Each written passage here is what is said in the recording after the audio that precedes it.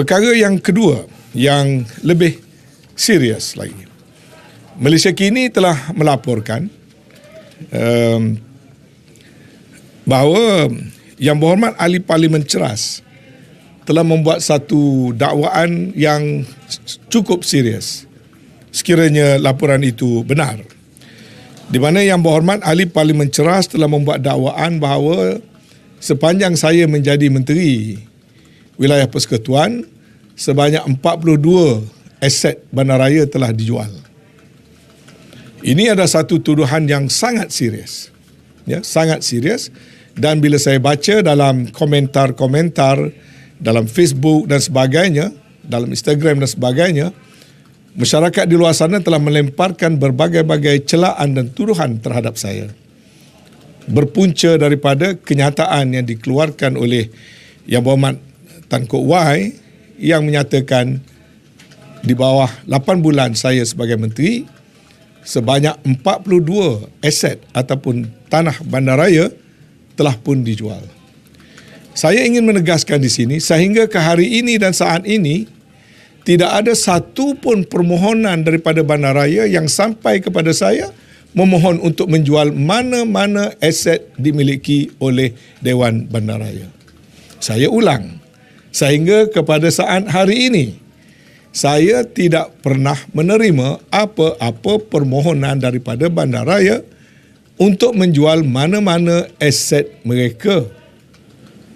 Jadi saya merasa sangat kecewa dan saya merasa sangat duka cita dengan dakwaan seorang ahli parlimen yang sudah begitu lama berperanan sebagai ahli parlimen, menyerang seorang ahli parlimen yang lain.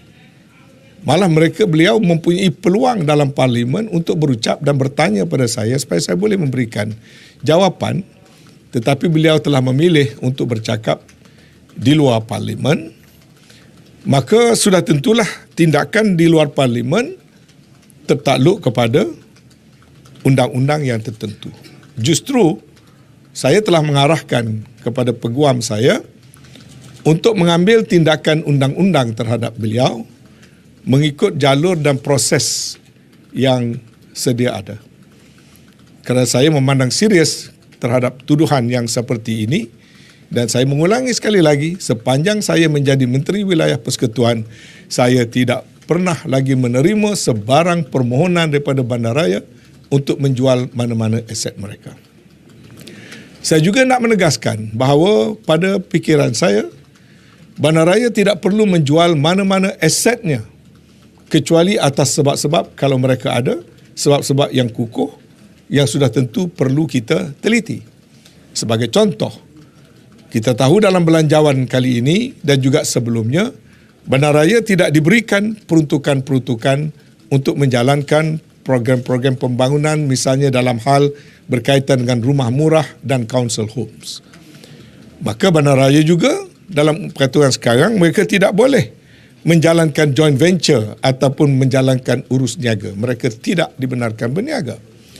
Jadi bagaimana bandaraya mahu sedangkan masalah council home, masalah rumah mampu milik, masalah rumah harga rendah adalah suatu perkara yang sangat-sangat diperlukan dalam bandaraya Kuala Lumpur.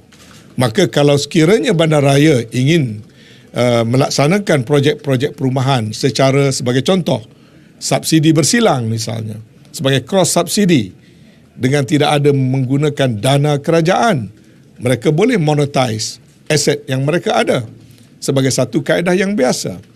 Tetapi itu mesti melalui SOP yang tertentu bagi memastikan tidak ada perkara-perkara yang menyebabkan integriti, kerugian dan sebagainya berlaku.